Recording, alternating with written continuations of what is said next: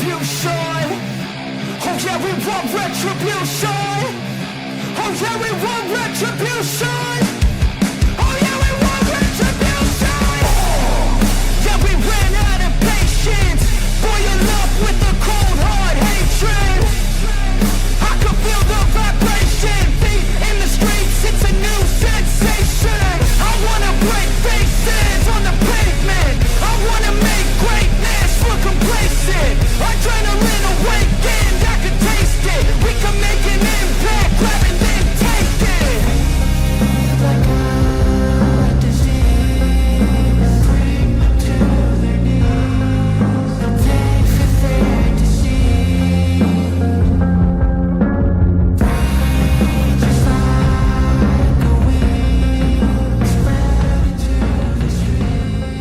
It's time to make them bleed. 'Cause we just want retribution. Welcome everyone to the After Hours Radio Show with me, your host, Mr. Rob G. We're going to have a fantastic night here tonight. Once again, we have Aage Nost who's going to be joining us here for hours 1 and 2. We're going to get into consciousness. We're in the disclosure realm already. We're like almost there. And no credit to the government, is even though you have a lot of people out there trying to give pats on the back to government for stepping out and saying certain things. I don't feel that way. We'll talk about that and a lot more with our guests here tonight as we go ahead and get into the chat. Just want to see who came in, right? Because we have people that come in live for this. We also have people that come on in for the replay as well. And I know we had a few early risers, Roger Murray in the building, stepping in, giving us some game. As always, appreciate you, Roger Murray. May 31st, 2023, NASA changed the name from UFO to UAP, which some people have a problem with. I could go either way. You know, things, as time goes, things change. So I'm not really hung up on that, but that is good knowledge and information there. Roger Murray says, my opinion, I still call them UFOs. And I do too, right? And I wouldn't be mad if you called them UAP. I just wouldn't be mad. Because we just know there's something weird. We don't know really what they are anyway, so call it what you want. So appreciate you dropping knowledge on in the chat as you always do. As well as, who do we have? Ramiro El Nosabio. Appreciate you coming on in. Okay, is that spam? Is he spamming us, Ramiro? Come on, Ramiro. Come in and get some good UFO information and try to help us figure out how we can make this thing happen. Let's see. Mark Eddy in the building. Appreciate you. Hey, Mr. Rob, Roger, and Roomies. And let's see, who else do we have? Danny Hawk. Hello from Texas. Appreciate you coming on in. My favorite team is the Dallas Cowboys, so I'd forever have love for anybody from the good state of Texas. Paranormal, UFOs forever, period. Dot. Don't call it anything else. I hear you, Paranormal. Thanks for coming on in. Hillbilly Herb, Mr. Rob G, good evening, sir. Good evening right back to you, Hillbilly Herb. Thanks for showing on up here. We appreciate you guys because we're going to have an awesome show, as we always do, and we're going to have an awesome guest because we pride ourselves in having conversations that move the needle, and that's exactly what we're going to do here tonight once again. Got a shout out also to all the graduates out there. It's graduation season right now, and I'm attending different graduations, which is why Friday shows, depending on what's going on, we may or may not be doing. Just like last night, I attended my daughter's high school graduation, which was awesome. A lot of kids graduated, man. You just really realize how many young kids are going out there to take on this new world.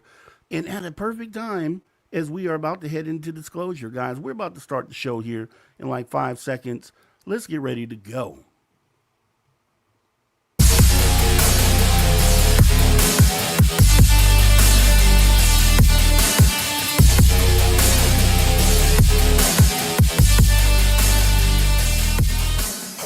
Greetings, social family. Welcome home.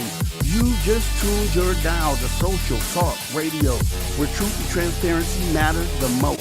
I am your host, Mr. Rob G, and tonight we're broadcasting live from the West Coast of the United States, right here in sunny Southern California, over these airwaves and out to all of you on the digital platforms all around the world. Remember, if you ever miss a show, you can dig deep in our archives, which don't cost a dime.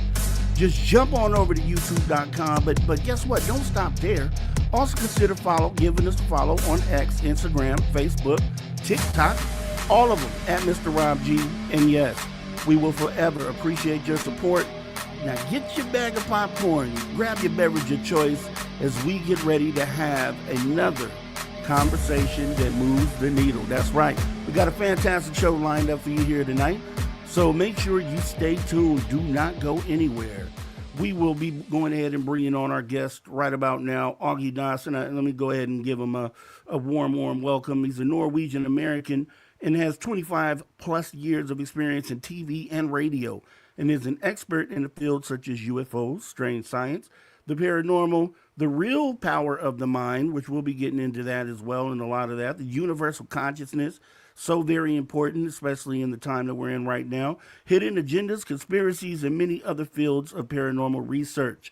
So we're going to not delay the show any longer and jump right on into it, bring our guest in. His name is Aage Nost. Aage Nost, how are you? Hey, here we are. I have coffee in hand and I'm ready to go again. That's what I'm talking about. I got coffee in hand too, and as people can tell, my voice has definitely gotten a little bit better. I was struggling for the first few weeks, and I had the cold that wouldn't go away, and it's still kind of there. If you know me, you can hear it. But we're going to have a fantastic conversation. I'm going to stand in as hard as I can as well tonight. And I just want to go ahead and get started because this is what I call the relaunch of After Hours Radio Show.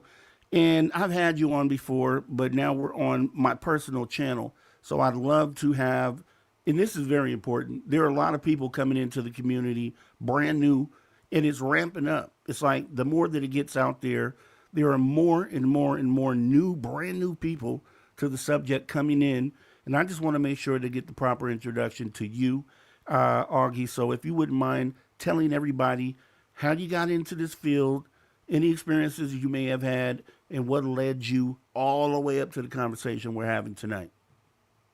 Oh boy, that's going to take me about 3 weeks to explain that. But I think it already started when I was about 11 or 12 years old, when back in Europe on the farm where I grew up, because I saw some things in the sky that should not be there. And started thinking about it, talking about neighbors, and they told me I was half nuts. And then I quit talking to them, but there was one neighbor kid, and Steinar, which lives in Sweden right now, he told me, go to the library. You find some stuff about electromagnetic forces can actually levitate things. And I did. And I found some things there too. So I built a UFO detector, a really simple thing built around a compass and a bell and a battery and a switch, so that if I figured it out that if something is floating through the air, it have to be electromagnetic somehow. And then that creates a gravitational nullification effect that would create ripples in the Earth magnetic field. And a ripple, okay, that means it could move a compass needle. So that's why I built it around a compass. And I think about 3 times that the bell went off, I grabbed my binoculars and went outside. And I remember one time I didn't see a thing. But there were 2 other times where I saw something moving through the sky that was not an airplane. No wings, no engines. And one was totally lit up like a cigar shape, and the other one was more like triangular, kind of long. I forget exactly what maybe that have been. But that's when I got the hunger to find out what is really going on up in the sky.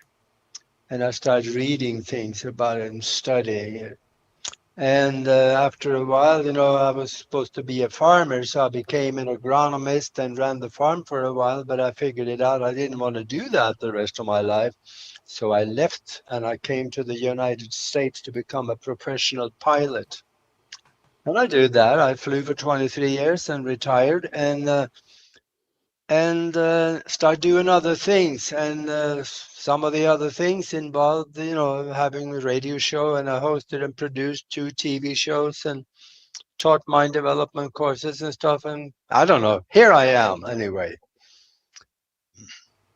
Well, that's good. That's good stuff. And I can you say that now, and it reminds me of one of the first times we talked, and we talked about that the fact that you had been doing the TV and radio, and you've been you've had your own shows on cable back at a time where the stigma was really high, and you've been able Yeah. to see and along with other researchers who have been in it for decades, you've been able to see like how that stigma has kind of shifted very strong back in the 90s. But then, you're getting into a time now where things are more accepted. So, how do you feel about that? And just to kind of check your temperature on that, how do you feel about that shift from the 90s leading up till now? Oh, it is huge. Now you can talk to people and they listen. Back in the early 90s and the 80s, and when you talked about UFOs and possible extraterrestrial beings here already on Earth walking among us, I could see that their eyes roll back in the head and they stumble away from me, promise never to talk to me again. That is just, now it's different. They listen. And I can feel the development, the raising of consciousness among the people. And it's going to even get better. So I say to those watching out there, those of you that have talked to your friends and they laugh at you, there's going to be a time very shortly when they're going to come back and they're going to say, well, maybe you had a point. What's really going on? So be gentle with them. Yeah. Don't tell them how stupid they were. Just be gentle with them. Just tell them what you know. Educate them, because they wouldn't come back to ask unless they really wanted to know. Yeah, and you make a great point there, and I agree. It'd be very easy for you to wave your finger in their face and tell them how silly they were. And the thing is that a lot of people there are groups of people who are believers who just someone said they had an experience, and this person just believed it, not necessarily having an experience themselves. So at a time when the stigma was super high, you still had a group of people, a niche, very niche group of people who were kind of pushing this agenda that, yeah, there are things out there. And we had pop culture stepping in, which I'm going to be doing a show on pop culture coming up soon. But you had these Independence Days, you had these aliens, you had all these different things out there that were depicting, something that we consider completely science fiction. So then to walk out of a movie theater after watching a xenomorph and then trying to have a conversation with someone in the public saying, hey, no, aliens are actually real. Now, maybe not xenomorph is real, but no, there are these beings that are here currently, interacting with humanity. And a big thing, one of the big hurdles, I think, in having open-minded skeptics come in and have the conversation was the whole, the next star system is 10 light Yeah. years away or what have you. So they're like, the distance is too far. So like, make it make sense to me.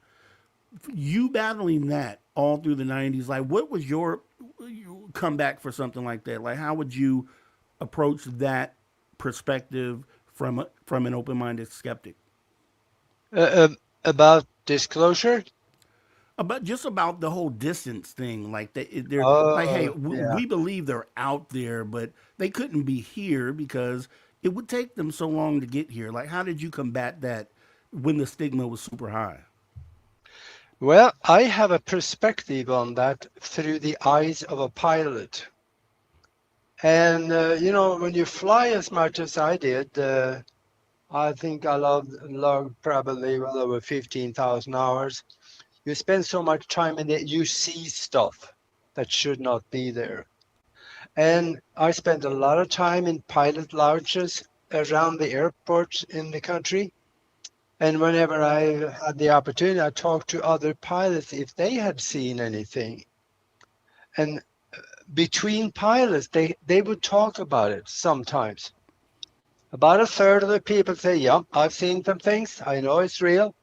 The other third, they would probably say that, yeah, there might be, but they don't really want to talk about it much, but they admit that there could be something. The third, they'll just shut up and they'll walk away. They don't talk about it because airlines back in the 80s and the 90s, if you talked about UFOs, they fired you. And that was an absolute taboo. If you saw something in there, don't file a report on it because you could get fired. And now that is totally changed. Pilots are talking about it. They're reporting it on the air so other pilots and the control towers and air traffic control can hear it. They ask, what is this thing at 2 o'clock? 3 miles on the radar, the big blob, what is that? And it is okay to talk about it. It's the same among people now because it has become more commonly accepted that probably we are not alone. And I'm kind of shocked, right? Because you bring up a great point as well, talking about pilots seeing these things. They've been seeing them for years. They've been reporting them for years, but not really being able to come out in the open and really talk about it because they could lose their air privileges, right? So Yeah. when we, this has been something that this bugged me a lot because when we think about, obviously, I feel like UFOs have been coming here before Roswell. But even if we just start at Roswell, right, and we go forward, we've been flying commercial flights pretty much that entire time. Yeah. So when we're looking at it, we have these huge jets in the sky full of passengers, 200 passengers, maybe 300 sometimes. And we have these anomalous objects out there that are sometimes trailing these planes. We have reports of military jets that have come across these things and it shuts off their power. We have reports of private pilots saying the exact same thing, flying little Cessnas. So my whole thing is like, okay, if we have those two things being reported, there is no way that this is not also happening to commercial flights. And then so when you take that idea and think of the last 80 years, we've been sitting out there flying with these anomalous things up there, plane full of passengers, and the governments are still sitting back not wanting to say anything because obviously if they do say something, you probably have a lot of people that choose maybe not to fly that day or at least have, a you're able to have a conscious moment where you can say, is it safe to go up there or not?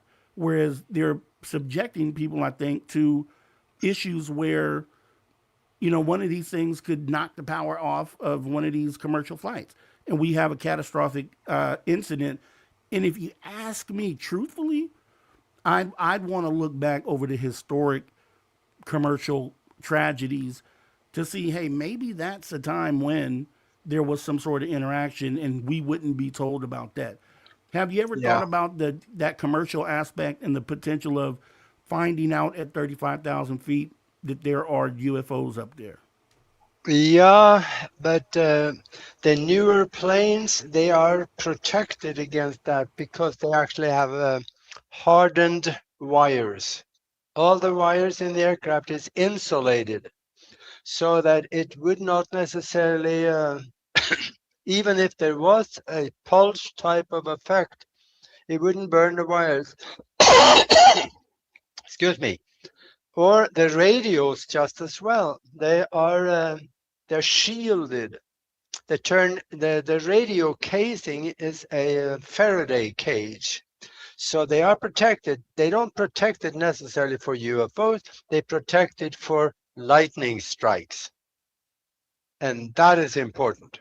I think there is more danger from lightning strikes than it is from UFOs, because we have seen people riding in the back of an airliner taking pictures out the window, and there is a UFO sitting next to the airplane. So we have seen that, and it don't hurt the airplane. So I think though that there are incidents where people in smaller airplanes have had problems. And the thing about it is that people are running around right now saying we want disclosure, but we've already had disclosure. Let me give you an example. Here from the United States, there's a guy named Joseph F. Blumrich. He was a leading engineer at the Marshall Space Flight Center in Huntsville, Alabama. He studied the moon pictures and the activities that have been recorded on the moon by light moving around, shadows moving around, buildings, structures, pyramids. He studied that for 18 months, and he came out, made a statement. He said, and I wrote it down because I wanted to make sure I got it right for you. The moon and Earth are and have been visited on a regular basis by extraterrestrial beings. That was one of the engineers at NASA that came out and said. So, yeah, that was one point of disclosure. There's even a better one. The Russians, they know that the UFOs and extraterrestrials are here, because probably about several years ago now, when Medvedev was president of Russia, he was doing a TV interview. And right after the interview, he stepped down from the podium, and the interviewer asked him, "What can you tell us about UFOs and the extraterrestrial presence?" And he thought the camera was off and there were no voice, recording going on, but it wasn't. And they filmed the whole thing. So he said, "Oh yeah, when we take office, we get this dossier, which is a file. And in there," he said, "they explain what UFOs are, where they come from, and the extraterrestrials are here, and we are talking with them. But most of them are interdimensional." And when the interviewer came back to the cutting room to try to put together a news clip on this, they thought it was so good. They ran the whole thing live on the Russian TV in Moscow. So the Russians had disclosure. The Russians released all, or it's said at least, all of their UFO pictures and information from the Navy to the people. And many other countries are doing the same now. So disclosure has already been here. If you want to see what's going on the moon, go get your hands on it. It was a document that was classified for 20 years. It's called Chronological Catalog of Lunar Events. It is declassified. You Google that, you find it on the internet. That has some 210 or whatever different accounts of activity on the moon.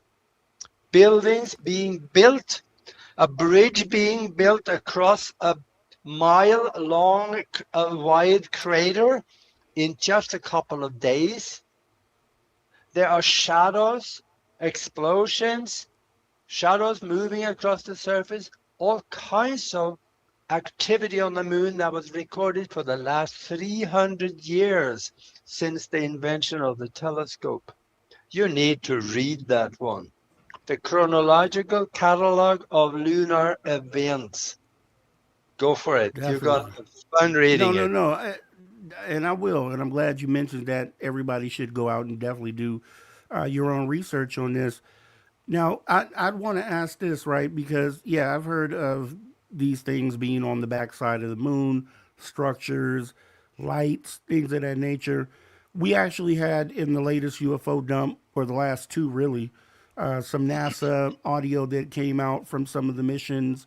I think Apollo 17, Apollo 12, where they talk about seeing weird things out there. And I had done a show recently, maybe a month ago, where we kind of went over all of the different Gemini, Mercury, Apollo missions where there were some sort of activity out there. Now, Artemis 2 just went to the moon, all right? Supposedly, I mean, I'm not going to sit here because there are people that say they didn't really go. And I don't know, I wouldn't want to jump into that boat, but I'll say they did go for sure, right? And they live stream this event. They go around the backside of the moon, and according to them, they don't see any activity. They don't see any structures. They take pictures of the backside of the moon. So, in essence, if you believe that, then doesn't that kind of debunk some of the things that people have said they've seen on the backside of the moon? Or do you think it's NASA? They get back and NASA says, "Hey, don't tell them about what you saw, and let's keep the story going as it always has been." Well, you know, NASA moved their proverbial lips. You know what happened then? They lie about half of what they're talking about, and we don't know which half. Because if you really want to see what's on the moon, do two things you want to do. Go to Nordy Love and I have a website for their show, broadcastteamalpha.com. But go to YouTube, that's a better place, and search for a video documentary that Nori and I did on what's on the moon. It's called The Moon Pictures, is what you want to search for. When you see that, you can see the pyramids up there, the buildings, crashed flying saucers, a huge 2-mile long cigar ship crashed, laying upside down in a crater. Clear pictures, and these are NASA prints. Besides, there's some stuff from the Russian Space Agency too. Another thing you want to do is to you want to go and to YouTube and search for a Hold site right there. called. Hold right there, Augie. We're actually going into our break, so hold that thought. We'll continue that right after this break. Guys, we're Okay. going into our first break of the night right here on the After Hours Radio Show with me, your host, Mr. Rob G, and the wonderful Aage Nost. Stay right there. We'll see you right back right after this break.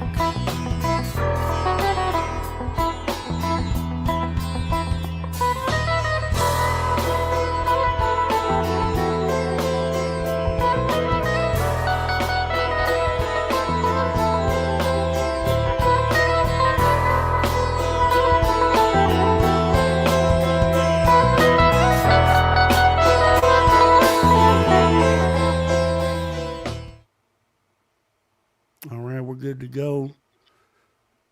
All right, appreciate all that information, Hillbilly Herb. Thanks for throwing all that into the chat, the broadcast, teamalpha.com. Also, what do we have here? National Aeronautics and Space Administration, 1968. Chronological catalog of reported lunar events. And that's the link there. Appreciate that. And Okay. Miss Catherine Jones, thanks for coming on in. Drew Banky, thanks for coming in as well. And yeah, go ahead, Augie. Yeah, what I was going to tell you is about a guy in Canada called, his name is Bruce Schwartz.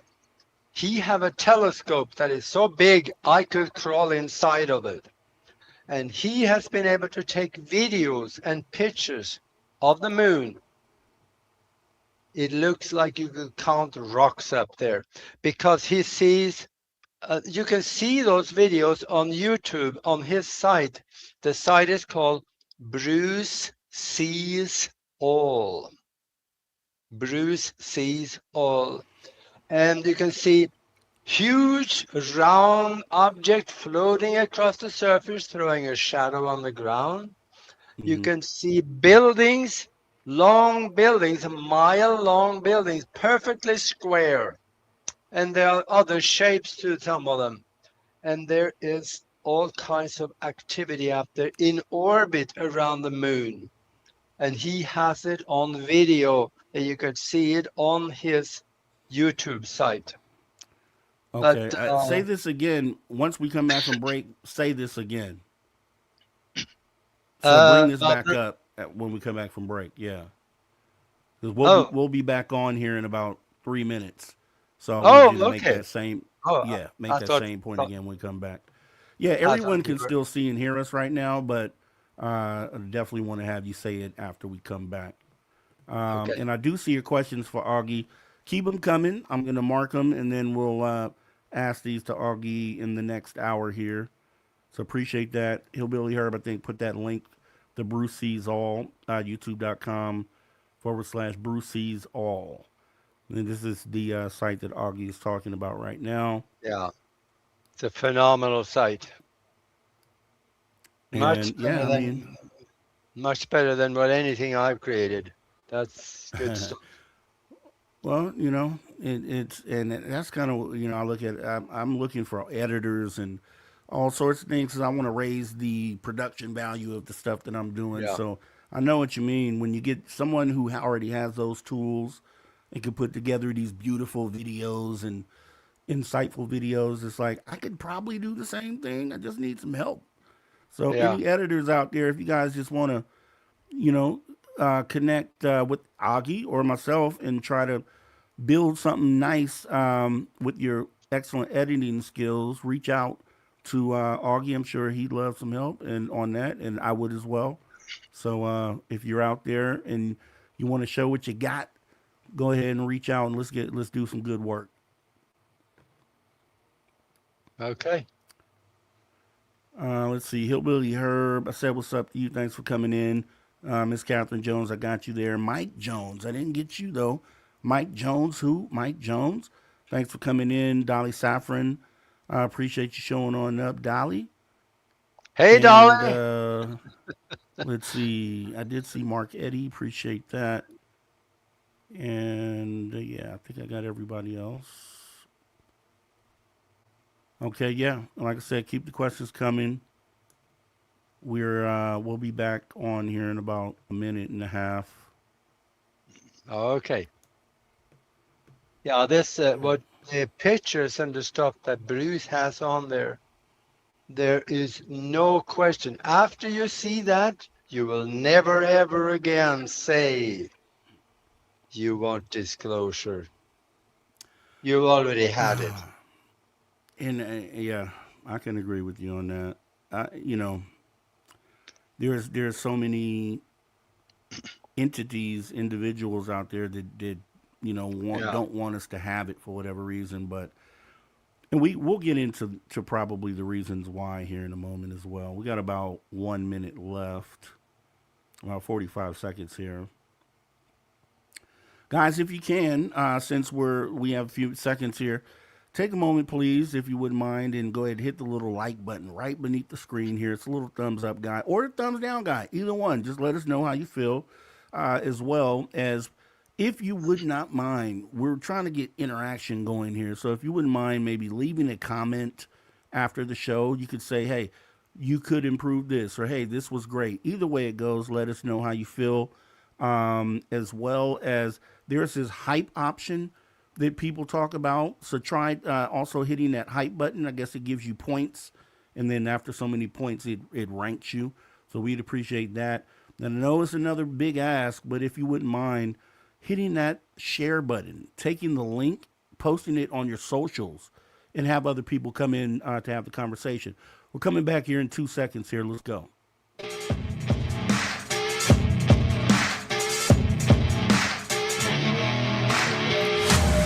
Welcome back to the After Hours Radio Show with me, your host, Mr. Ron G. We are having a fantastic conversation with Aage Nost. We are going to go ahead and get into a lot more here. We're talking the moon and what's on the backside of it, right? We just had Artemis 2 go around there. They said there's nothing to see. Here's the pictures. We're going to talk about that a lot more as we get back into it, Aage. So we were right in the middle of that as we were going to break. You were giving us those two options. And I think it was Bruce Sees All is where you left off. Yeah, I do want to repeat though that go to Broadcast Team Alpha on YouTube and search for the moon pictures. In fact, while you're still there, do the Mars pictures also. You will see people on the surface of Mars. You see crashed flying discs. You'll see buildings. You see doorways. You see all kinds of stuff. These are NASA prints. So do that, but also go to YouTube and find Bruce Sees All. That is done by Bruce Schwartz in Canada. He's got a telescope that is so big that I can crawl inside of it, and he takes pictures and videos of the moon. He sees buildings. He sees there is a bridge that is built across a crater that is almost a mile wide, and it took only a couple of days to build it. And these are recorded things, and you can see a lot of things in orbit around the moon flying up there. Bruce has the videos of it. In order for him to see, to be able to distinguish between the object and the surface, it has to be about a mile long, or half a mile actually wide. So these things in orbit, they are very big. Now, when there's a problem here, and that is that Bruce was doing this for years, and the government hated him.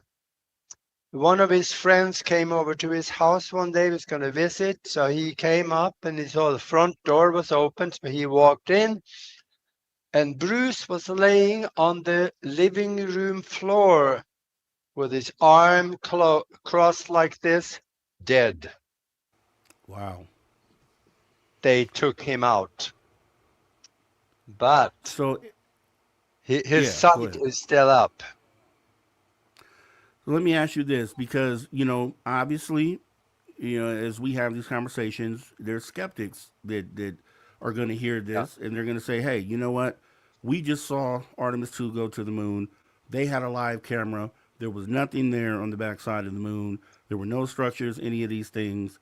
Like, how do having an open-minded conversation, and just for both sides, how do you respond to that, right? Because I could say some things. I could say they just, it wasn't a good feed, or they didn't want to show us, or they had a delay, and if there was something, they would shut it off. Like, we could say things like that.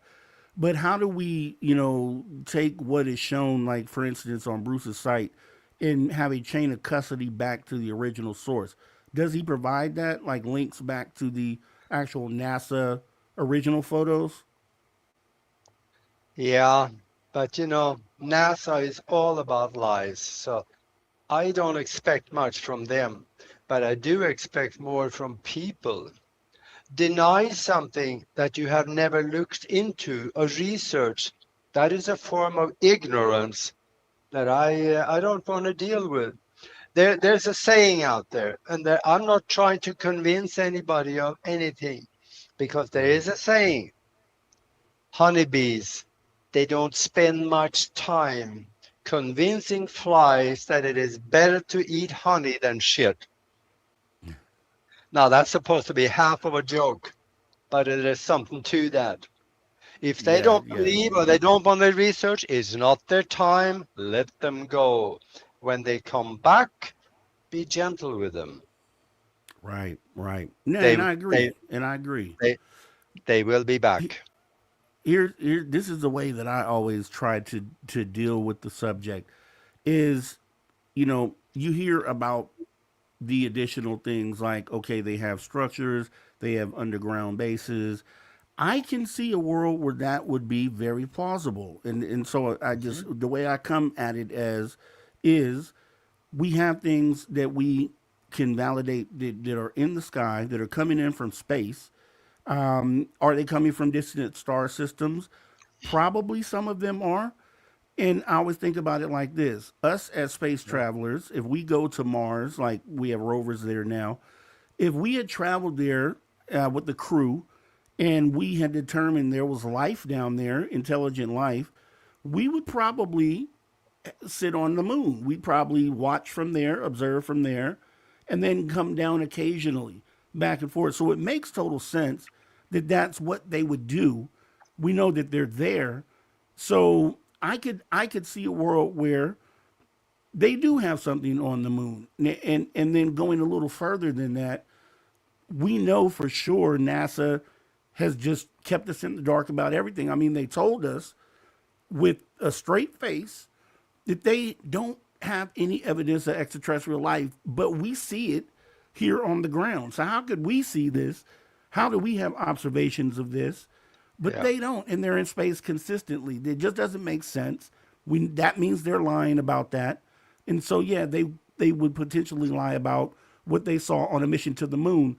And my idea is that as well, with the Artemis crew, if we have 15 different NASA missions where astronauts have come back and said they saw weird things on the way to the moon or at the moon, what would be the likelihood that this Artemis trip would not also see something weird too? How could they go the entire trip there, the entire trip back, and have absolutely nothing to report as far as anything anomalous? The chances of that are so low that if that's what they're saying, then we know they're continuing the line. It's less than nil. Less Yeah. than nil, yeah. Less than nil. So Yeah. going a So little bit first, further, yeah, go ahead.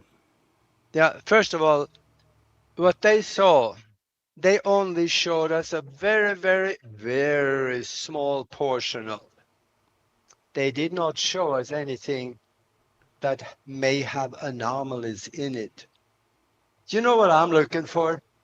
I'm really looking for somebody from NASA or the federal government coming up to the podium and tapping on the microphone and say, make sure it works, and then coming out saying, we are so sorry. We have been lying to you for 80 years, and we're so sorry, but we did it for your good. Oh, I would Okay. love to see that. Okay, and we're getting into that now. I'm glad you segued into that because doing it for your own good, what does that look like to you? How would you explain doing it for your own good from their perspective? Well, their excuse is that, oh, we've been afraid that mankind will panic. No, mankind as a whole is not going to panic. There may be some really shook up people within the fanatical Christians and the Muslims, but they will also eat the pill and they will settle into it that we were wrong. The church has been lying to us for 2,000 years, so that's even worse. They're telling us that, oh, anything that is not mentioned in the Bible is a demon. No, it isn't. Then they're going to find out that they're not demons, they are extraterrestrial beings that is coming here, most of them for our good. There are some that don't really care, but they're going to have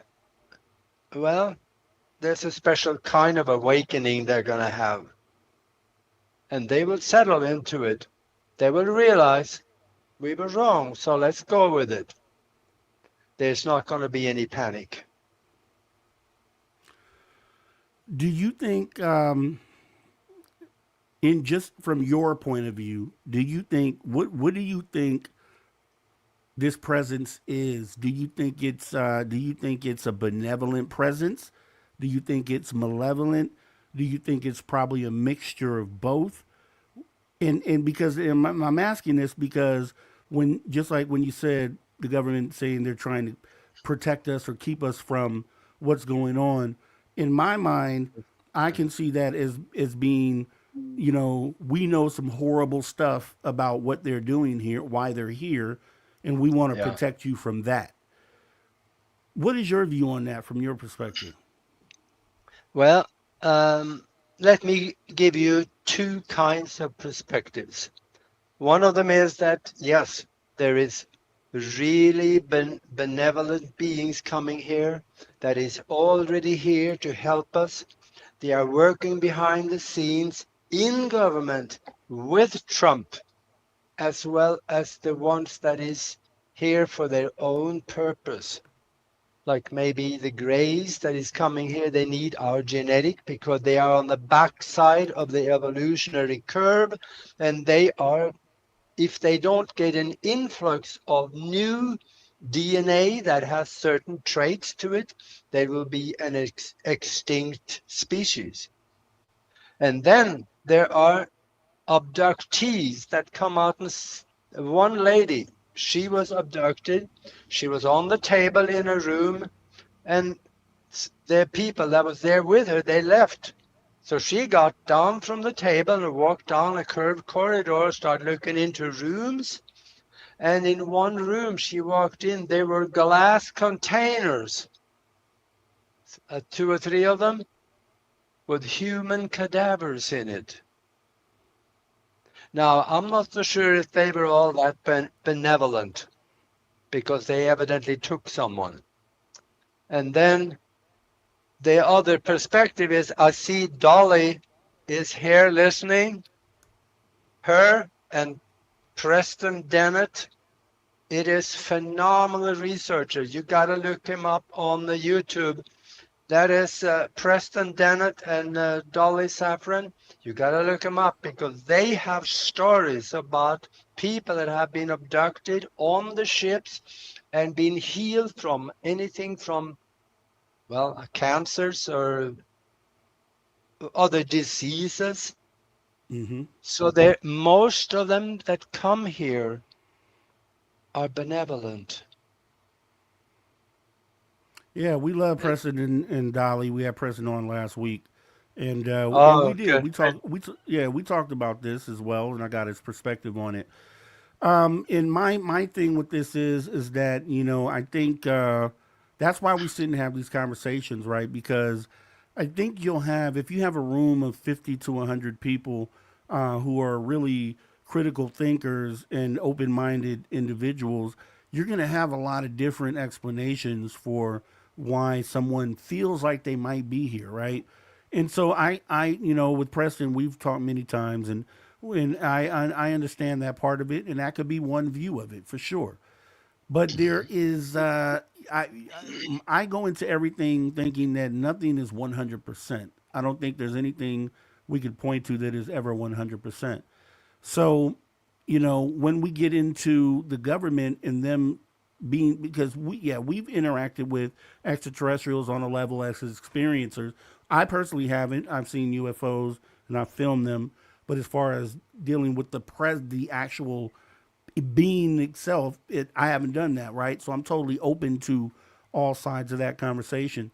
But the government, I would have to say, the government is definitely dealing with them on some sort of level. Even it's been evidence of even conflict between the government and extraterrestrials based on the UFO and the Hellfire missile, where we're firing on a UFO for whatever reason, whatever provoked it. Maybe the UFO provoked that interaction, and then we fired on it, or maybe we provoked it and said, "Okay, you're in a restricted area, you won't leave, so we're going to fire on you first." So it's going to be either we started it or they started it. And then there's a few different examples of times where we fired on them. There's times that examples of where they fired on us. And it just shows that there is some sort of aggression going back and forth. Regardless on what side it started from, they've defended themselves or they've been the aggressor in other cases. And that doesn't feel benevolent to me, right? Interactions like that, if and some people say, okay, they've ascended beyond, the type of warfare that we think about. But then, okay, well, why are they armed? Why would they be armed? If they've ascended past that, why are they armed, and why do they have weapons, and why do they use them? And so that's where we start getting into another line of thinking of, okay, could some of these actually be aggressors? And then we also have these benevolent ones that we talk about. Do you think there could be a place where both of those things exist? Yeah, but they're armed, they have weapons. My personal opinion that in most of those cases, that is coming here is mostly for their own self-protection. And there's just a video that came out not long ago that they've refired a rocket at one of the ships. It hit the ship but bounced off. It didn't even hit the ship, actually. It stopped. It turned before it hit the surface of the ship. So there's a field around the ship that doesn't allow anything to penetrate. That is also one of the protection methods. But I think they have also a weapon that they can protect themselves very, very well. Yeah, and for me, that feels like, and it may not be for us, right? The weapons may not be for us, but it would say to me. It would show that somewhere out there in space, during their travels, they anticipate potentially coming in contact with something that they may have to use weapons for. Not us necessarily, but maybe some other type of alien out there, or just something that they feel like they still need to have weapons. Because the big thing in what I'd like to do as we try to figure this thing out is kind of also cross some things off the list. So to say, for those who say they've just ascended to a point to where they don't even think about warfare, well, they have weapons. So if they have weapons, then we could kind of maybe recalibrate how we think about that. And then also, another thing that came across my mind the other day is in this war that we're currently having, this terrestrial war over in Iran or Israel, one of the two. Someone fired on a nuclear installation over there and targeted a nuclear installation. So they had an explosion, right? And we have always looked at that or the connection between extraterrestrials and nuclear, whether they're weapons or power plants. We've seen UFOs be focused on those things. So they just had this nuclear site attack. And I would wonder why we haven't seen anything about UFOs showing up there. Because if they don't always show up at these type of events, then I think we could stop saying that. Because I think they say 100% of the time they're interested in our nuclear weapons and what we do with them, and just nuclear, nuclear, nuclear. Well, if they didn't show up to this latest blast, if we don't get photos and videos or something out of that, then maybe it says that they don't do this 100% of the time. What do you think? Yeah.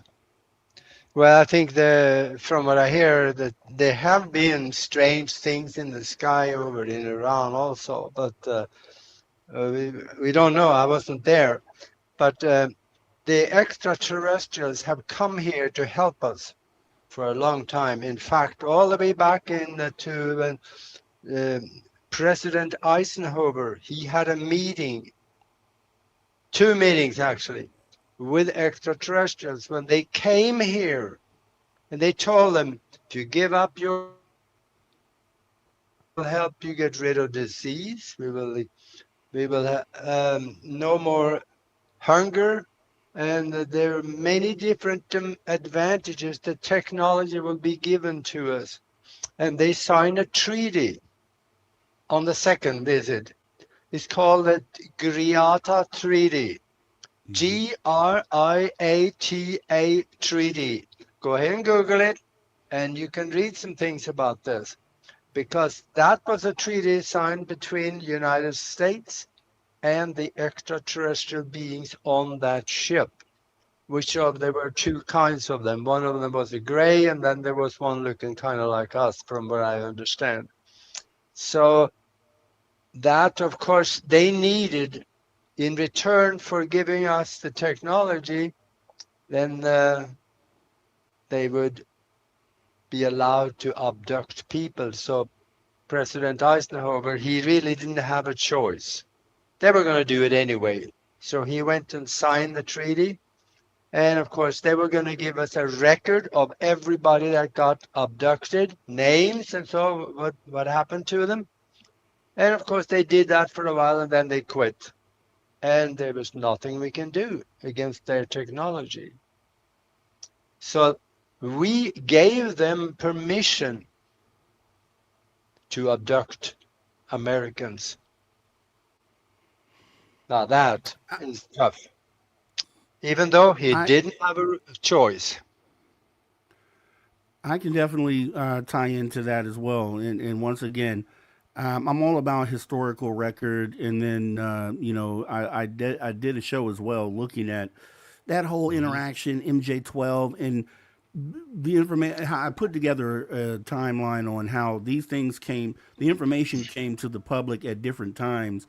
But when you go back and you put it in perspective, you can put them in chronological order and make it very plausible that this meeting happened because of this. And, I could go over that, but it makes sense. And I could see where potentially that happened. It would make sense that if we picked up a crash retrieval and one of the beings supposedly was still alive for a number of years. I think they said that the EBE died in like 1952. So it was around for 5 years, apparently, according to that tale. And then you have Eisenhower coming into office as president-elect in 1952. I think he started his term in 1953.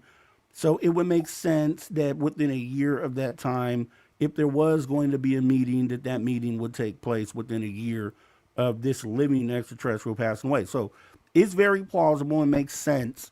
So I could see that treaty definitely being something that happened. And then, yeah, some ultimatum being put on the table.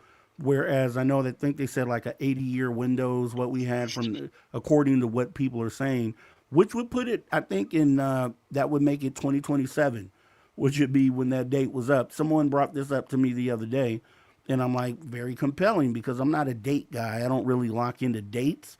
But if there was this treaty and there was an ultimatum for you got to do this within 80 years, and then next year happens to be 80, then I'm like, okay, well, let's sit back and see what happens. Maybe that date comes and passes, just like the Mayan calendar date and all the other dates, Y2K and all the other dates that kind of came upon us. It could be some of that, or there could be something to it. They are ramping up, if you want to believe it, they are ramping up sightings and presence. So who knows? We could kind of sit back and wait to see about that. We have about 30 seconds left here, so we'll just kind of stop right here because I want to make sure that we get into some really good stuff and continue this into the second hour. It is going pretty awesome, guys. I see your notes out there in the chat as well. We will be asking these in hour number 2. So make sure you stick right here on the After Hours Radio Show with me, your host, Mr. Rob G. We'll be back with that guy right there, Aage Nost. See you in just a minute, guys. Don't go anywhere. Conversations that move the needle. Conversations that move the needle. You're listening to the After Hours Radio Show with Mr. Rob G. Where truth and transparency matter the most. You've tuned your dial to the right frequency. Only on Social Talk Radio. All right, Augie, we're off camera for 5 minutes. I'll see you back here in a moment. Okay. All right.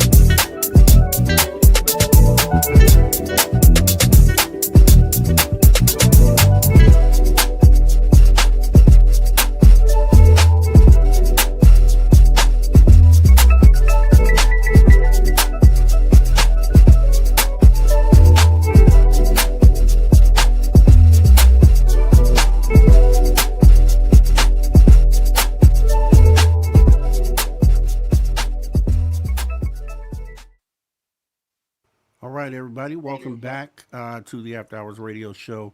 We are going to come back here in about 30 seconds. Guys, we'll be asking your questions this hour as well, so make sure if you haven't already, go ahead, put them in the chat, put them in all caps, and we'll ask them to Mr. Aage Nost on the back half of the hour. We're starting back in about 15 seconds, guys.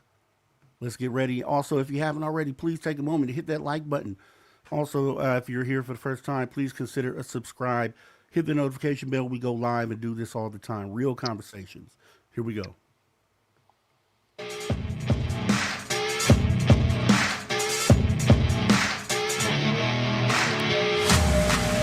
Welcome back to the After Hours Radio Show. We are in after hour number 2.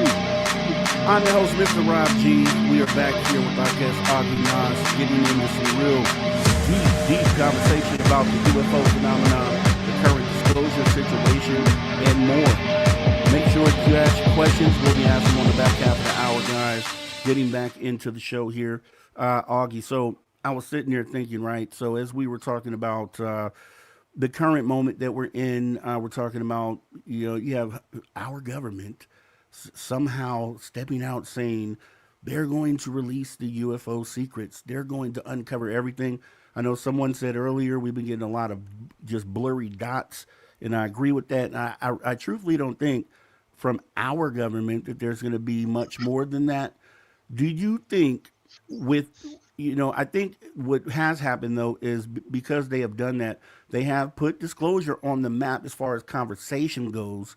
So do you think there is a situation where a government out there that maybe doesn't have as much at stake as far as not really worrying about the power shift, the power balance being shifted? Do you think that some other country out there who has captured some UFO data may want to go ahead and steal the moment and step out and say, hey, we're just going to disclose because the government is doing what we call a pump fake over there in the United States? Do you think some other government out there might step forward and steal the moment? Well, first of all, the Russians have already done that, like I explained. I think also South Africa might come out and Mexico. But I think the Americans, they're going to try to drag it out as long as they can, give us dribbles here and there. But it's going to be a bigger and bigger and bigger picture coming through. And there's one thing I want to mention, that if you really want to find out what the FBI know about UFOs, they have a website for UFOs. And here it is. It's vault.fbi.gov/UFO. That's vault, VAULT.FBI.gov/UFO. You got to go back and run this again and write it down and go there and find it because they got some really interesting. I think I saw you run some pictures from there, didn't you, Rob? Yes. Yeah. Yep. Yeah, I sure did. Now, here's the thing, though, Augie. Here's the thing, right? On the face of it, yes, there's been some compelling things that came out. A lot of it is stuff that's already been out, for one. The second thing is, and as we were going over those images on the show you were talking about, we got to a point to where I was going through the second dump and we were going through all the videos that had come out and looking for something weird. There were a few that were just like, wow, that's amazing. But a lot of the videos were just blurry dots. So it was like, okay, we know that there's blurry dots. So why keep showing us blurry dots? We already know blurry dots are out there. So there's nothing compelling there. With that also being said, we have always been under the understanding that there is this separate shadow government out there that steps in the way of any president that wants UFOs, the secret, to come out. They've been there since at least after Eisenhower, when MJ-12, if you want to believe that, was formed. Yeah. That was the shadow government that has always stepped in whenever anyone thought about releasing UFO files. They're still there because I don't know if you saw in the news, Tulsi Gabbard, who is head of over at the DNI, who was kind of over the CIA. The CIA went into her office and took files related to JFK and MK Ultra, and obviously UFOs as well. They went there, grabbed files, took them out of the office. That's the same obfuscation that has been going on the whole time in the same entity, the background entity that always steps in at a time where you think a president or someone public facing is going to release files. So we see that they're there. They're showing us that they're there. So I can't see a world where the real pertinent information that's going to really bring the moment is going to come through the United States government. And I know, yes, Russia definitely has released files, as George Knapp talks about when he went there in 1989, when the USSR crumbled, and he was able to obtain a lot of files. So we know, but under Putin, I don't know that there's going to be a moment where Putin steps out and says, hey, UFOs are real. So that's why I was asking. There are other countries, because my whole thing is that I feel like governments don't release it because of the power balance, for one. They don't want to lose power. It is a moment where they could lose power. But you have nations out there that aren't really vested like that and could go either way on the power situation. So you could have a small nation out there that really isn't one of the top nations come forward with their information, just say, here it is. Like I think France, right? Or Italy. I think one of them was in the mix or talking about potentially coming out with their own files. And I'm just in a moment where, I'm not really optimistic that the government still follows through with this. As you said, dribbles. They've been doing dribbles for 80 years.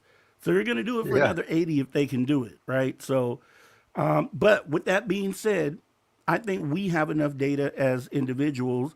If we were to sit down at a table with all the experiencers on just the citizen side, videos, experiences, and we all sat together, we have enough to paint the picture to show that these things are here. We just don't have the bodies and we don't have the craft. That's the only thing we don't have. But going into this, we have the Disclosure Day movie coming out here, which I think is going to fill in a lot of blanks. I've said this the whole time, and maybe I'm proven right or wrong once the movie comes out. But I think this Disclosure Day movie, and I'm very optimistic now because I heard Steven Spielberg give an interview recently where he kind of like confirmed the fact that he was very interested in all the releases that have happened over the last 10 years. And he really felt like, this movie is going to go from saying that this is real and they are here. So I feel like he's going to fill in some blanks there. What do you think about that? Do you the upcoming Disclosure Day movie? And then what is the conversation we should be having next? If it does fill in those blanks, consciousness, I'm going to just give a spoiler on that. What do you think consciousness comes into play as the next part of the conversation? Well, I think the movie is great, but it is only a movie. And the skeptics Nothing is going to change their mind until the president steps on TV and say, yes, they're here, and here they are, and show the pictures or the video. To those people, they are so ignorant. It is amazing how they can even feed themselves. That is, I have absolutely no respect for ignorance that big that you do not take government. I got a document from the government 30 years ago from the FBI. I got it under the Freedom of Information Act, where they explain what they look like, and they're 3 foot tall, big eyes and big head, and they explained it in detail. And people look at me and say, yeah, that's fake. And I just can't imagine. But I got to say this also. I wrote this book, Spiritual Science, Higher Conscious Thinking, and How to Access the Universal Consciousness. In there, one place in there, I talk about a species that came from space, landed here 499 years ago, and they started what they call man. They created a species to help them dig for gold, and those were the Anunnakis. There is no question about it. We can read ancient Earth history explains it. That ancient Earth history is the Sumerian tablets. So in there you can read about that. Besides other things, we're going to talk a little bit about consciousness here. And in this book, it teaches you how to use your mind in ways you normally would think would be impossible. So with that being said, consciousness, okay, let me go ahead and get actually what is your definition of consciousness? Consciousness is How do you define it? all there is.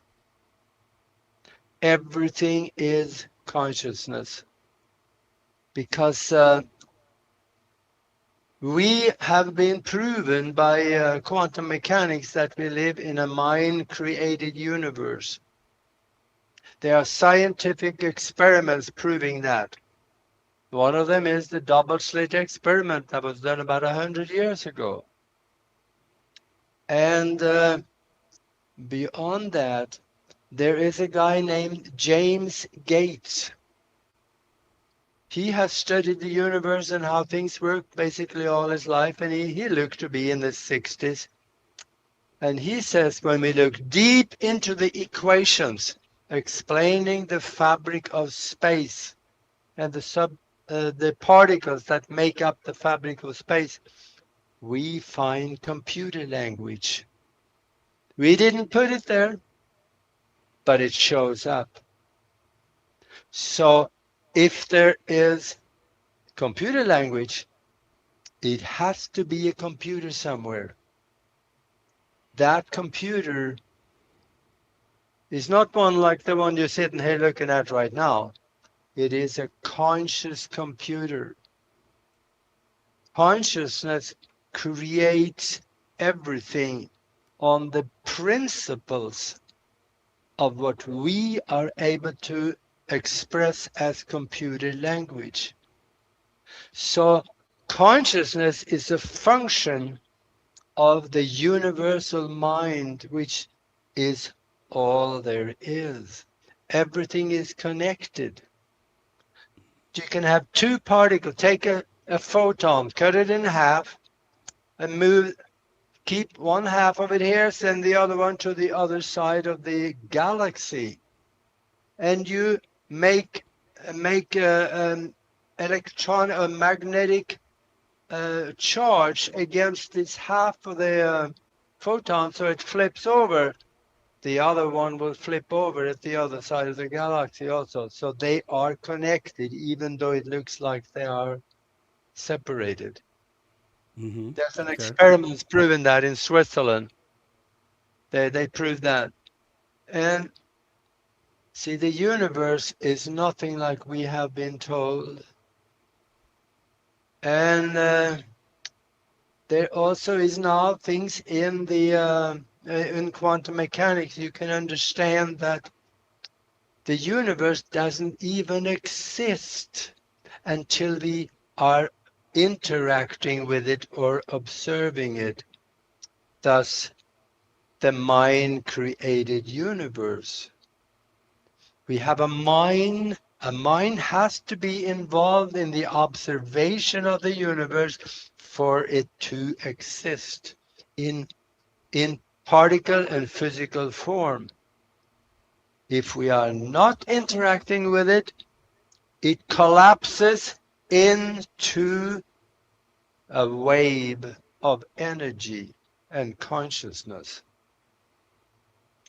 Okay. So Okay. that wave holds all the potential of everything that could be created from it. So let's make that personal. If you are thinking of something that you really want to have, and you visualize it in your mind, that means that you have created it in your mind. That creation, that mind creation, travels, I'm pointing outwards, but it stays in the field with you, in the universal mind. So anytime you go back, you can visit that thing anytime you want. And the more you visit it, the more solid it will become. So you can draw it back into the physical reality with you, so you could actually get to enjoy it again. That is what Norilov and the people that we create the mastermind for doing on Sundays. We create out of seemingly nothing sometimes. Okay. And now you have explained it from a 10,000-foot view, and then bringing it down to where we exist here on Earth. And I do exactly basically the same thing, but then I give the comparison here on Earth as everything being interconnected, and just be for the average person, right? To give an example of those things being interconnected, even if they're on the other side of, we'll just say, the world.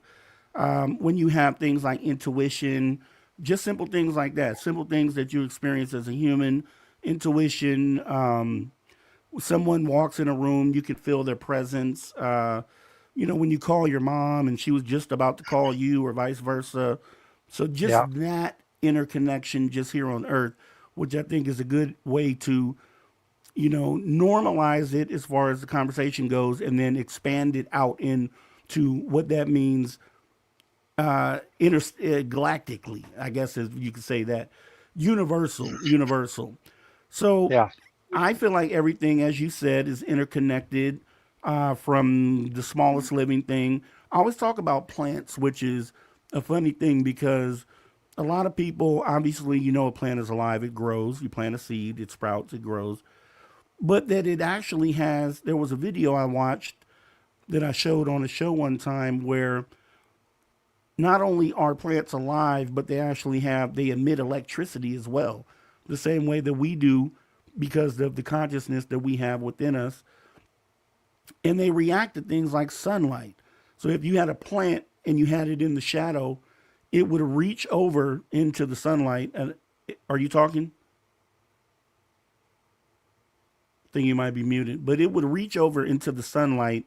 It would literally bend itself to go over into the sunlight. And it's obviously not an intelligent consciousness, but that's pretty smart for something that is connected consciousness to be able to do. And that's just on a small level.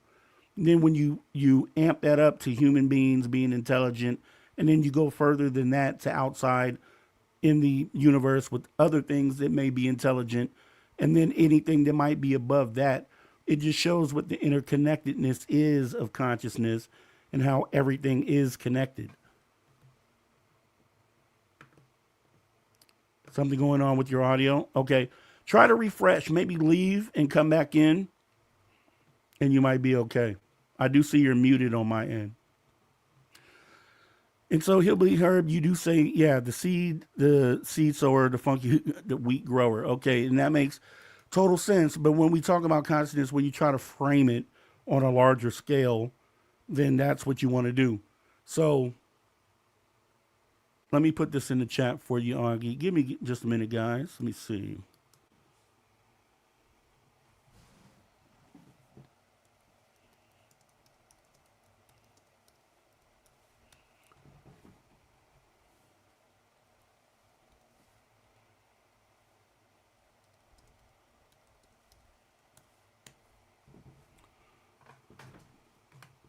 All right, we're going to let Augie go ahead and leave and come back.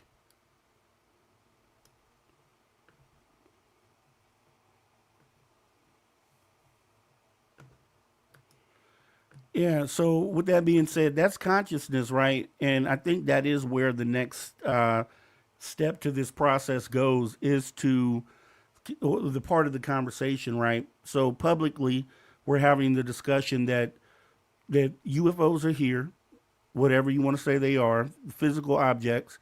There's proof of that. There's video, there's images. And then you move into what's inside of those, right? So we've had situations where these things have landed, these craft. We have situations and occasions where things have gotten out of these things, so we can link whatever these craft are to whatever's inside of them as being something biologic from somewhere else. So once we have that conversation, which is what we're currently having with the public and those that are just coming into the conversation as well, that are just figuring out that this is a thing, then the next logical step to this conversation is, what are they? Why are they here? And I think that's where consciousness goes ahead and fits into it.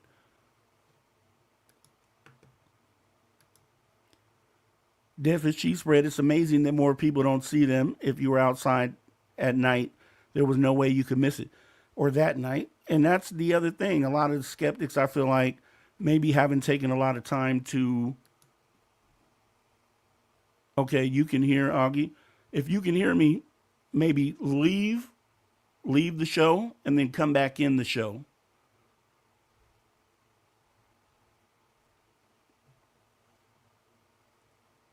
Or hit the refresh button on your browser.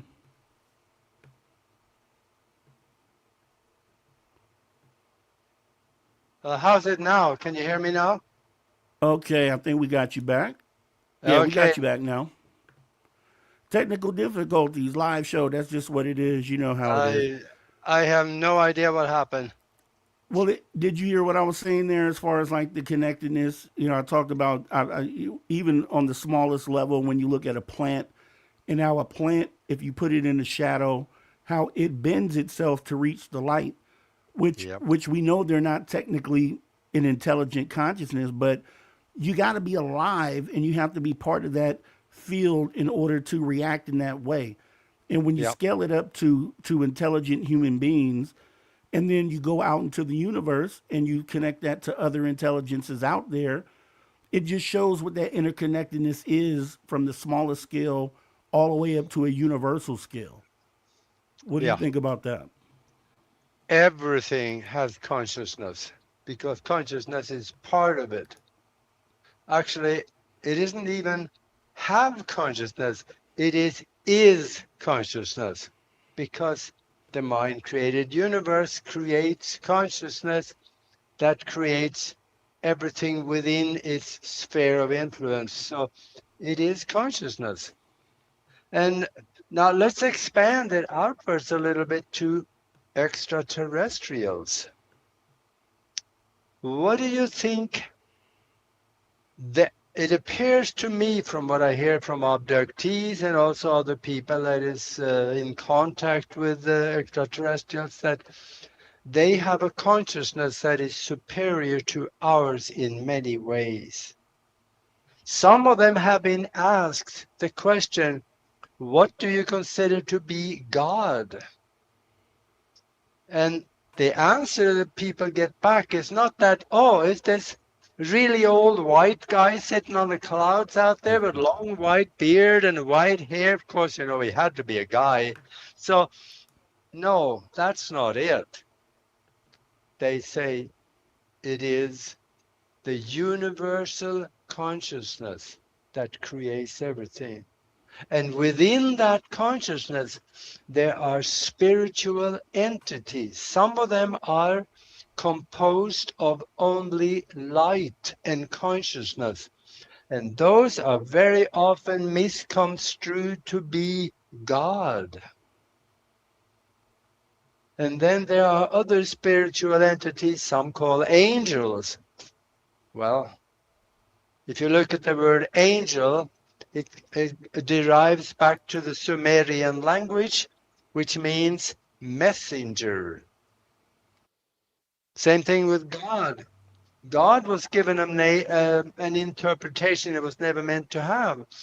The God comes from the Sumerian language. It means great leader. But the extraterrestrials, they have a better understanding of the universe and how to create things. But some of them, I also have somebody that I visit with ever so often, 7-foot tall guy that's not physical all the time. But he Hold says, right there, Augie. Hold right there. We'll continue that thought right there, right after this break. Guys, don't go Oh. anywhere. This is the final break of the night, right here on the After Hours Radio Show with me, your host, Mr. Rob G. and Aage Nost. We begin this some really good stuff. I'm telling you, if you missed it, you better rewind or go ahead and jump in the archives. Totally free, guys. We'll be back right after this break. We'll see you back here in about 5.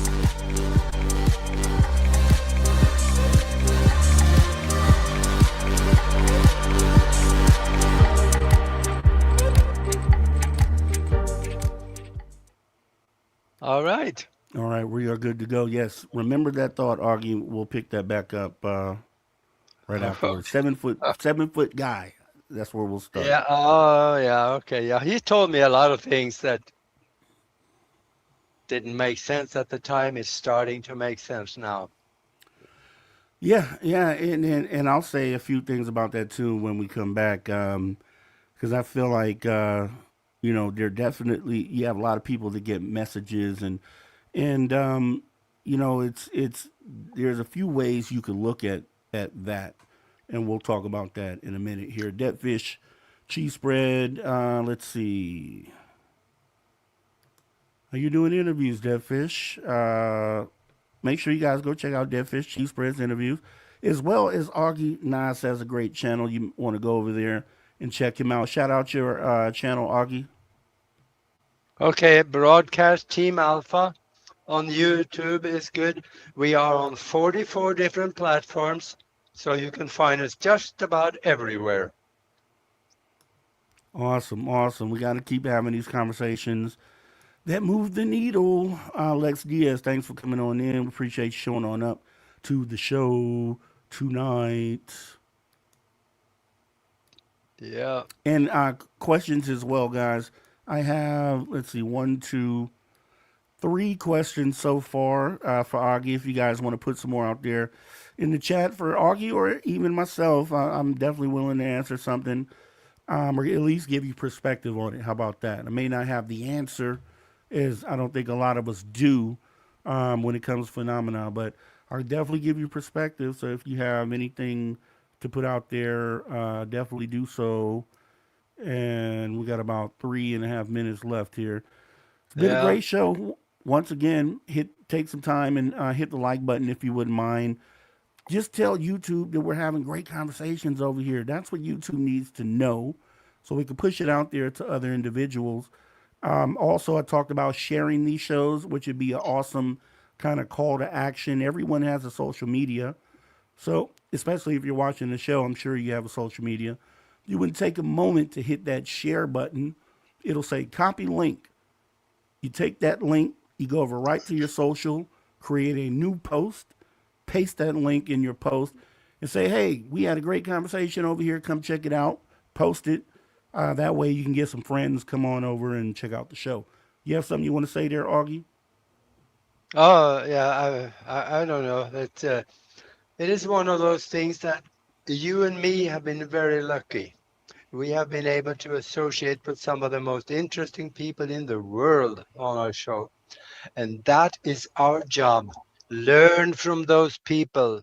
and disseminate that information to educate more people, to help them raise their vibration, raise their consciousness, become more knowledgeable, so they can benefit their lives a lot more than they were able to do yesterday.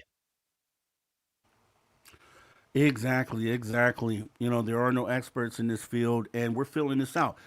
One thing I always say is that once we do finally get to disclosure, once we have that global moment, we're gonna find out once we. And I'll go further than disclosure. Once we have that contact moment where we're globally in agreement that we have contacted extraterrestrials, then the actual truth will come out. We'll know immediately who had the wrong information. We'll know immediately who was just saying things to say it. We'll know immediately a lot, at least some of the answers to some of the questions that we have. And I'm in a mindset that even if we were sitting down right now and we brought an extraterrestrial on stage here, we would ask the extraterrestrial, what are the answers to life? What are the, and I would almost bet you that the extraterrestrial is going to have things that they still don't know, that they are still trying to learn about what all this is at the end of the day. Yeah. They may be more advanced, but I don't think they have the answers to everything. I just don't feel that way. Well, we do have a couple of answers, but we got a whole bunch more questions. That is for sure. Cat Tongue saying, "Oh, I can't wait for that, Rob. LOL. You dang on right. It's the first extraterrestrial that says for it. I'm trying to book him as a guest, and right here on this show. So make sure you hit that subscribe button and also notification bell so you know when I have booked an extraterrestrial to sit here and give us at least some of the answers that we have been longing for, and should be an awesome, awesome, awesome, awesome show. Now that's So a that, thought. I never thought of oh that. man, one day. We got about 15 seconds left here. Yeah, that would be epic. Mic drop moment. That's right, Hillbilly Herb. Here we go.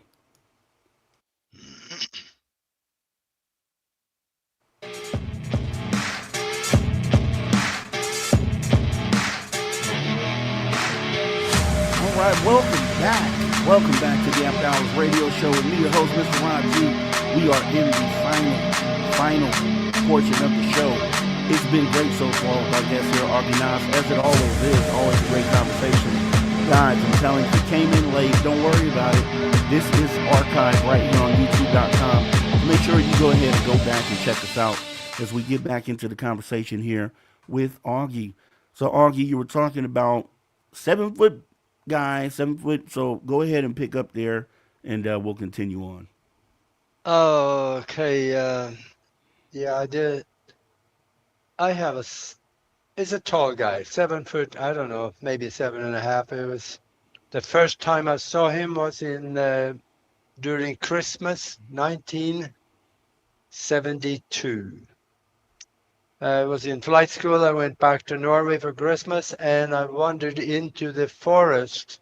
I'm going to tell you this story because I don't talk about this much because people don't believe me anyway, and now I don't care. So I wandered off into the forest for the farm that we sold, and someone else owned it now. And in there is a Viking grave mound. And I walked in there and I crawled up on top of that grave mound. It's a kind of a big one, probably about 20 foot tall, something like that, and maybe another 40 foot wide. And I sat, there was a rock up there. I sat down and I tried meditating. And then I heard like there was a faucet that had running water. That didn't make any sense. I opened my eyes up, and there was this guy standing in front of me. He was about 7 foot tall, and he was lit up like a light bulb. And it scared the living daylight out of me. I just got up, jumped down, and ran down from the mound, and I headed on back towards the house. And I heard this voice in my head saying, "Where are you going?" And I thought about that if he wanted to get me, he probably could have done that by now. So I turned around, I walked back up on the mound. And by the time I got back, I felt totally comfortable. So I sat down again and I started looking up at him, and that became uncomfortable. So I stood up and we had a conversation.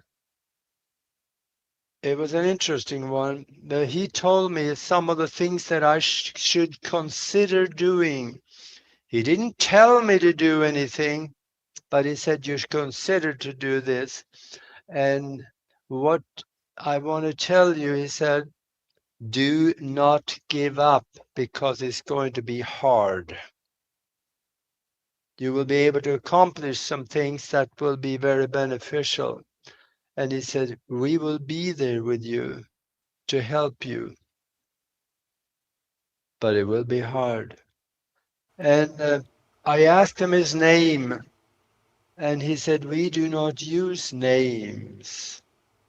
When we want to make contact with someone, he said, I think he said, present the image of the person in our mind, and that is the call. They get the call, and now we are connected and we can communicate.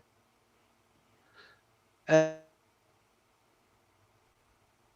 absolutely need one, he said, call me Lowell, L-O-U-L. And that was good enough for me. He told me some things that I would be doing, and I have done a lot of that. There's one big thing yet that I'm working on.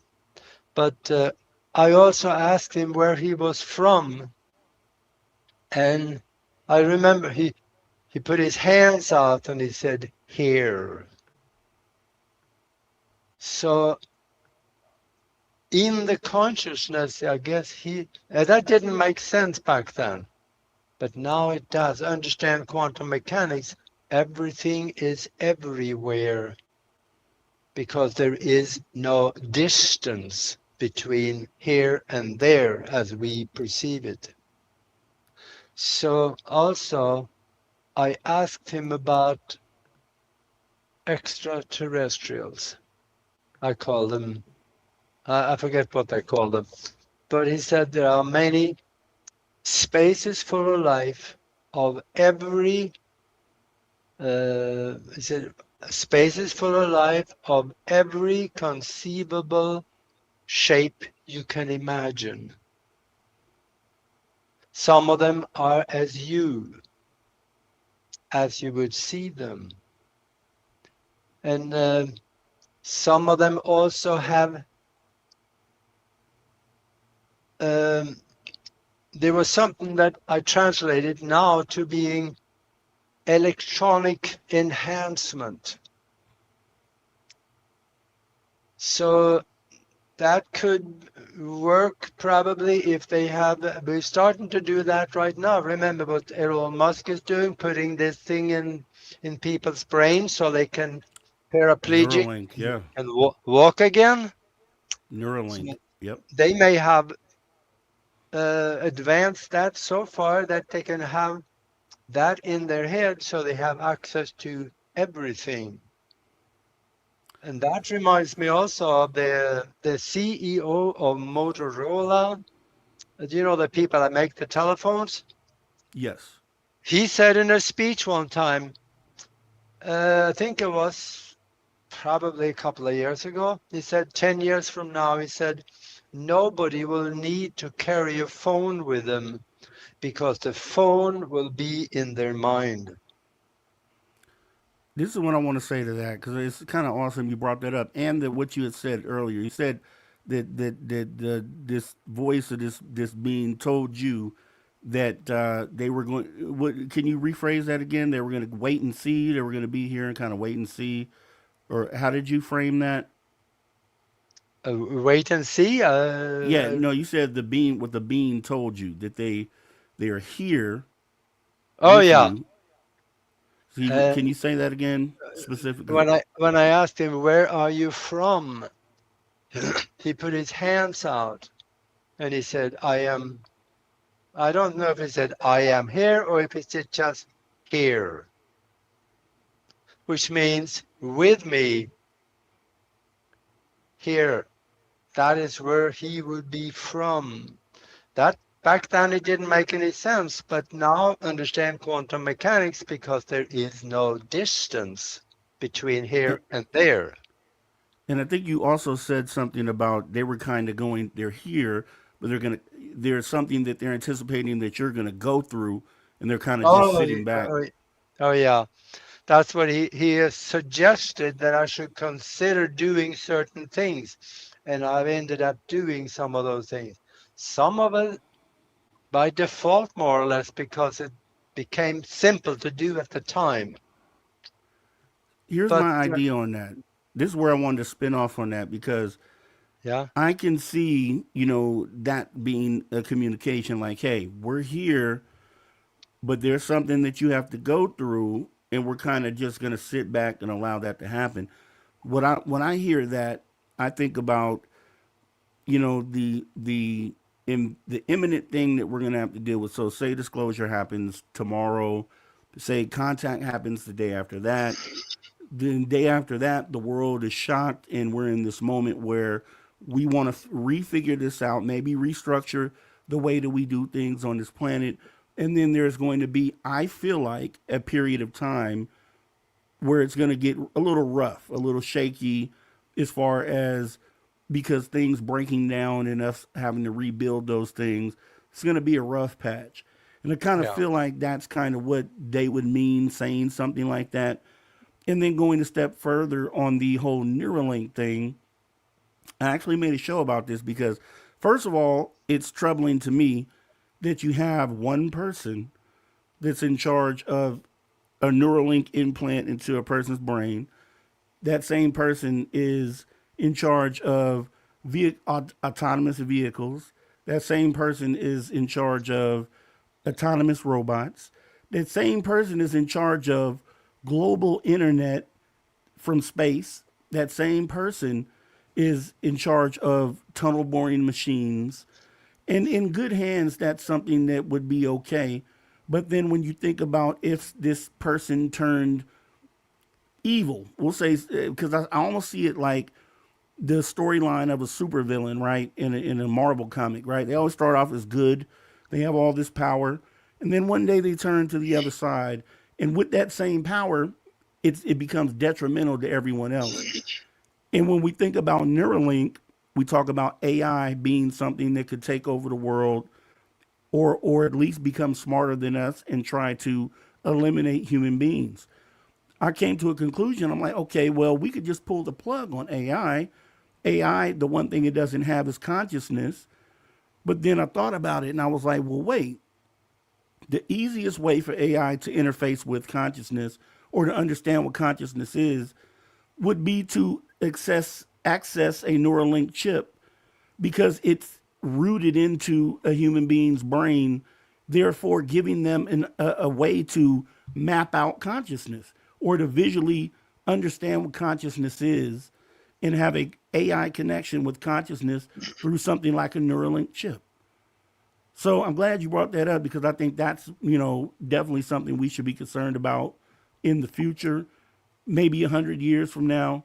But it is definitely something that I think could be at human beings' detriment. And once again, maybe when we go through this disclosure moment, we can circumvent all that or kind of put a kibosh on the development of all that and kind of refigure out who we give control to, because I really don't think one person should be the gatekeeper to all of that technology and potentially the outlook on humanity's future. yeah. But I'll tell you something though. We don't need a neural link for them to be able to control our mind. They're already doing that. Especially half the population of Earth did something really stupid 5, 6 years ago.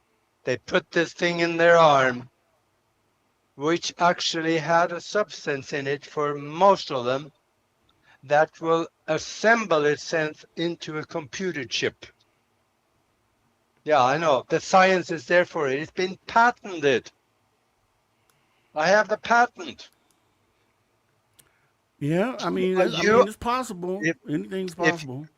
if you took that thing, you are now hackable. They can hack your thinking, hack your body. Now that's tough to think about. Yeah, it It is. was I don't know. patented.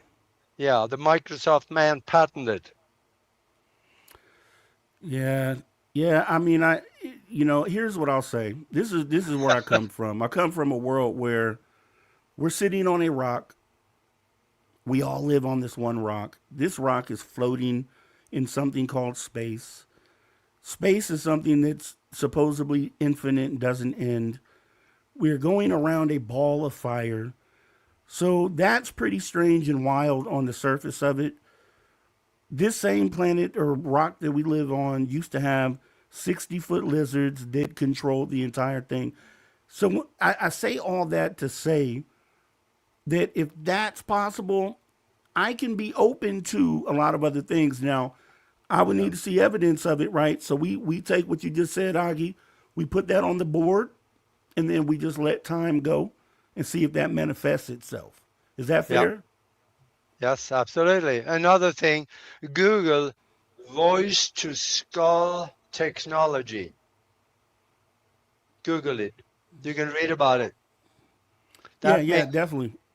Yeah, you can. They beam microwaves to your head, and then they key voice in on it, and you hear the voice Yeah, in your head, yeah. and they tell I've you. seen that. Yeah, They definitely have that. I've seen that for sure. yeah. We got about 7 minutes. I want to make sure we get our questions in real quick. Roger Murray asked you earlier tonight. Question for Augie. Did we ever land on the moon? Some people believe it was filmed at Area 51. What do you say to that? Uh, Area 51 is no big deal anymore, but yes, we have been on the moon since about 1943 to 1944. The old Germans did that. They built a flying disc called Haunebut 2, and they took it to the moon, flew around it and mapped it, and they came back and they said, we found this building up there. And it is in the Schrödinger crater. It looks just like a swastika, a very old stone building.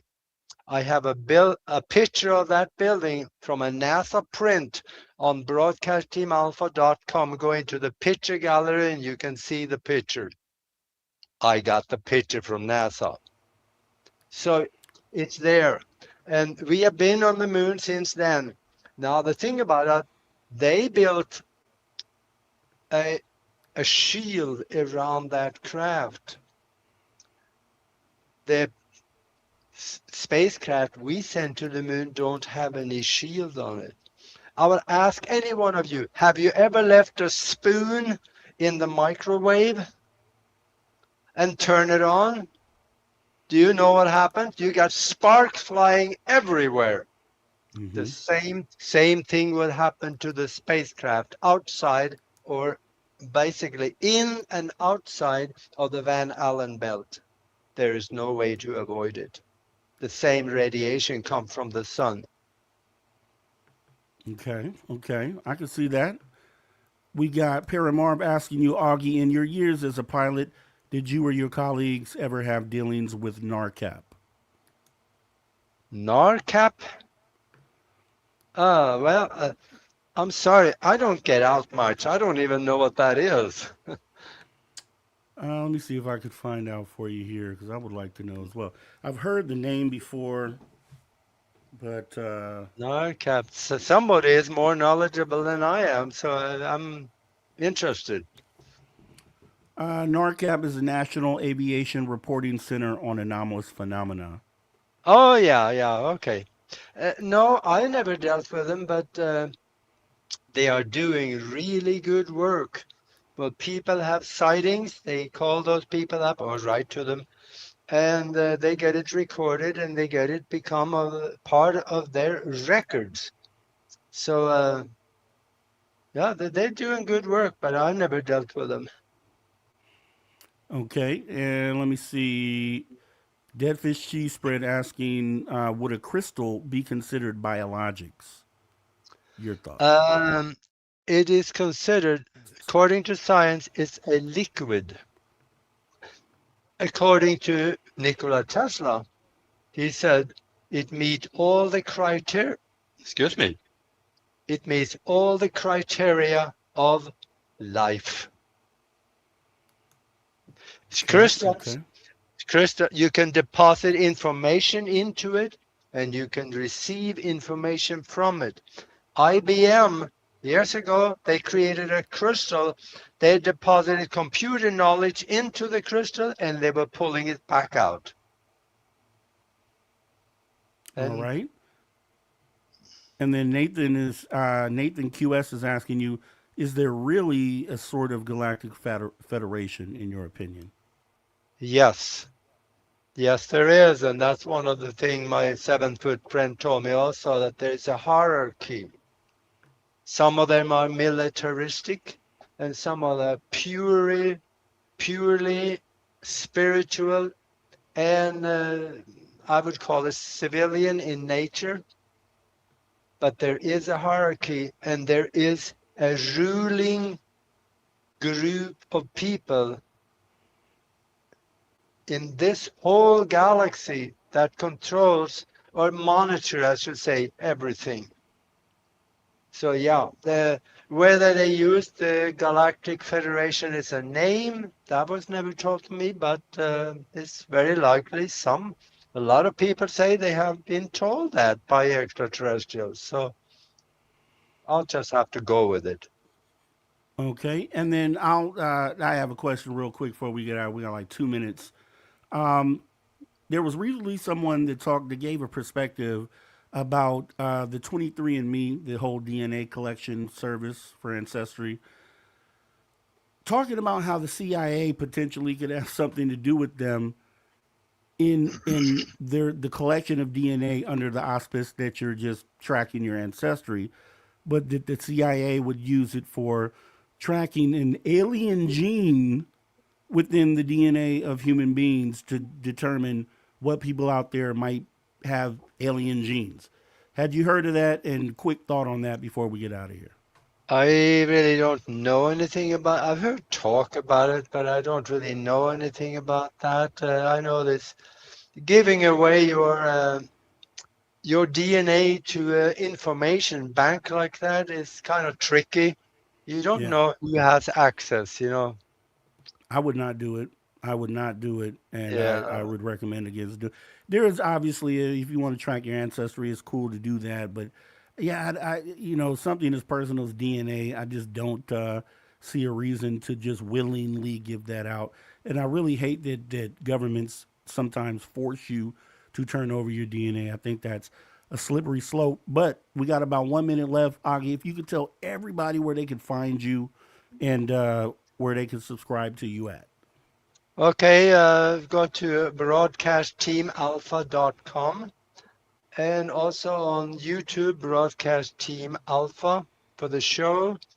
And also, I wrote this book for the doers of the world that really want to make a difference. That is spiritual science, higher conscious thinking, and how to access the universal consciousness. And I did say that this book will teach you how to use your mind in ways you normally would think would be impossible. Go to Amazon and put the title in or my name in, and you read about what's in the book. You're going to find out that you're going to have things in here that you have never heard of before, because I also have the history of mankind. Like I said about the Anunnaki, they've been both explained to me, and also I read about them on the Sumerian tablets. And Okay. also I have a chapter in there on how to do time travel. I think I'm the only one that I know of that actually have photographic evidence of time travel that I have done. You will find it on Broadcast Team Alpha in the picture gallery. I think it's page 15 or so. You can go All have a right, look. Aage. Make sure you guys go over to his YouTube page and also go check out his book on Amazon. Augie, we're getting up out of here right about now. The music is about to play. So I'll talk to you later. We'll set up another show. I appreciate you coming on.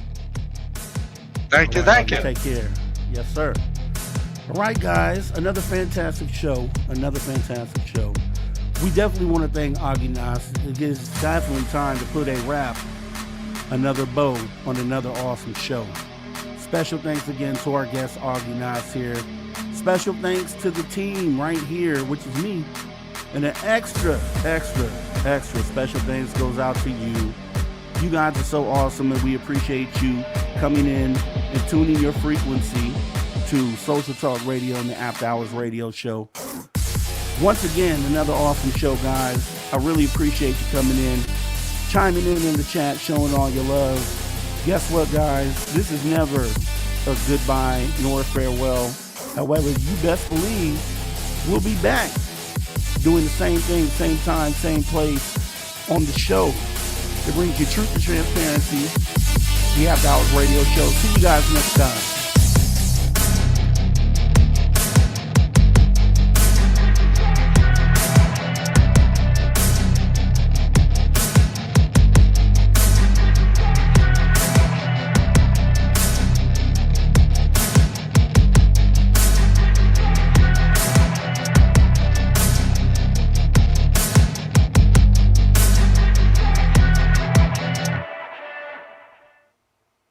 All right, guys, been an awesome show. Paranormal, definitely please make sure to hit that like button. We'd appreciate it. Also, leave a comment in the chat as well, or on the video. Share with a friend. We try to have conversations that move the needle right here every week on this show. We'd appreciate more of these minds coming into the chat and kind of spinning ideas and thoughts about what the phenomena is. And we have this show on Saturdays. On Wednesdays, we do a show called the Definitive UFO News Show. We have on Fridays, we have a call-in show, which is for you, the viewer, to come on stage and just talk about what's on your mind as far as the phenomena goes. So once again, a lot of awesome stuff we're doing here on this channel. And editors, if you have that thing, right? That thing that would take this to the next level, feel free to reach out. I'd love to see what you could do, so we can get some good pre-recorded, edited stuff right here on this channel as we continue to raise the bar. Appreciate you guys coming in. Please consider hitting that subscribe button as well and the like. Paranormal says, do we no longer want retribution? No, we definitely want retribution, and that's how we get up out of each and every show. And I'm going to show you what that's like, guys. Have a good rest of your night. Thanks for coming on in here. We will see you next time, same place. Take care.